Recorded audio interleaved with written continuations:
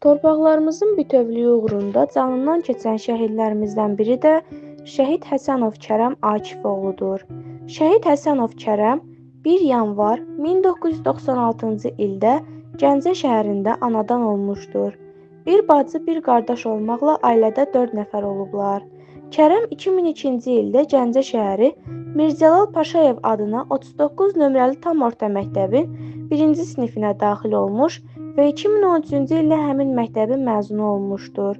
Kərəm elə məktəb illərindən başlayaraq hərbi dərslərində xüsusi fəallıq göstərmiş, məktəbdaxili hərbi qrup olan Şahinlər qrupuna üzv olaraq hərbi təlimlərinə qoşulmuşdur. Kərəm yalnız hərbidə deyil, idman sahəsində də ölkəmizi layiqincə təmsil etmişdir. O böyük nailiyyətlər əldə etmişdir.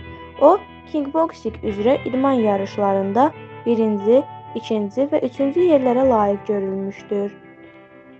Kərəm 2013-cü ildə orta məktəbi bitirdikdən sonra Heydər Əliyev adına Azərbaycan Ali Hərbi Məktəbinə daxil olmuşdur və 2017-ci ildə Hərbi Akademiyanı tank bölmə hissə və birləşmələrin döyüşə tətbiqi ixtisası üzrə başa vuraraq leytenant hərbi rütbəsi ilə bitirmişdir. Kərəm Hərbi Akademiyanı müvəffəqiyyətlə bitirdikdən sonra 2017-ci ildən etibarən bu şərəfli peşənin gənc zabiti olaraq ordu sıralarında nümunəvi xidmət etmişdir.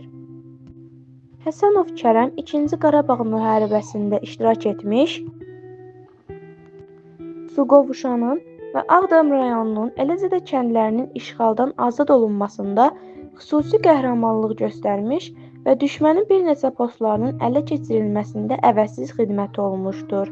44 günlük Böyük Vətən müharibəsi zamanı Suqovuşan rayonu istiqamətində gedən döyüşlərdə düşmən artilleriyasının atəşi nəticəsində 2 dəfə tankı vurulmuş və qəlpə yarası almışdır. Lakin buna baxmayaraq döyüşü dayandırmayıb və yenidən qəhrəmancasına döyüşlərə davam etmişdir. Həsənov Kərəm Akifoğlu Azərbaycan Respublikasının Prezidenti, Silahlı Qüvvələrin Ali Baş Komandanı cənab İlham Əliyevin 18 dekabr 2020-ci il tarixli sərəncamı ilə döyüşdə fərqlənməyə görə 21 aprel 2022-ci il tarixli sərəncamı ilə Vətən müharibəsi iştirakçısı medalı ilə təltif olunmuşdur. Həsənov Kərəm 2021-ci ilin mart ayında Nərmin adlı xanımla ailə həyatı qurmuş və bu evlilikdən bir qız övladı dünyaya gəlmişdir. Onun vətənə əmanəti Rüqəyyə adlı körpə qız övladı qaldı. Şəhidimiz Həsənov Kərəmin ruhu qarşısında baş əyirik. Allah rəhmət eləsin.